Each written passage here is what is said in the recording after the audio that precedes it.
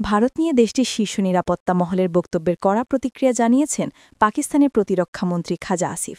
তিনি হুঁশিয়ারি দিয়ে বলেছেন, ভারত যদি আবারও যুদ্ধ চাপিয়ে দেয় তাহলে তাদের যেসব যুদ্ধবিমান ধ্বংস করা হয়েছে সেগুলোর ধ্বংসস্তূপের নিচেই ভারতকে কবর দেওয়া হবে ইনশাল্লাহ।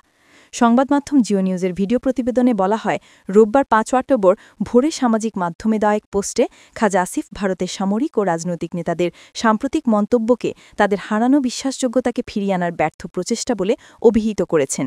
তিনি ইঙ্গিত দেন যে শীর্ষমহলের চাপেই তারা এ ধরনের মন্তব্য করছেন।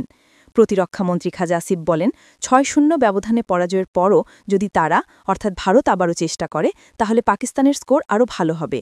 তিনি দাবি করেন, সেই পরাজয়ের পর ভারতের জনমত এখন ক্ষমতাসীন দলের বিরুদ্ধে চলে গেছে এবং নেতাদের কথাই সেটি প্রতিফলিত হয়েছে।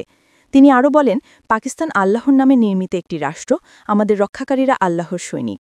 এবার ভারত ইনশাল্লাহ তাদের বিমানগুলোর ধ্বংসাবশেষে নিজেই কবরস্থ হবে, আল্লাহু আকবার।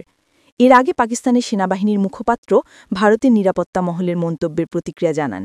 দেশটির সশস্ত্র বাহিনীর inter services public relations ISPR ভারতের নেতাদের সতর্ক করে জানায়, ঊর্ধ্বতন ভারতীয় নিরাপত্তা কর্মকর্তার উস্কানিমূলক ও উগ্রবাদী মন্তব্য আগ্রাসনের অজুহাত তৈরির ঝুঁকি তৈরি করতে পারে এবং এর ফলে ভয়াবহ ধ্বংসযজ্ঞ নেমে আসতে পারে।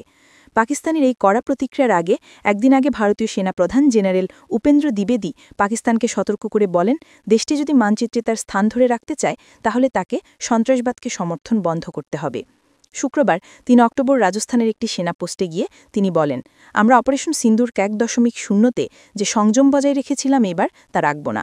এবার আমরা এমন কিছু করব যা নিয়ে পাকিস্তানকে ভাবতে হবে যে তারা মানচিত্রে থাকতে চায় কিনা। এরও আগে বৃহস্পতিবার গুজরাটের ভুজ সীমান্ত ঘাঁটিতে সেনাদের উদ্দেশ্যে ভারতের প্রতিরক্ষামন্ত্রী রাজনাথ সিং বলেন, পাকিস্তান যদি সার্ক্রিক এলাকায় আগ্রাসন দেখানোর চেষ্টা করে তবে এমন জবাব দেওয়া হবে যা ইতিহাস ও ভূগোল দুটোই পাল্টে যেতে পারে।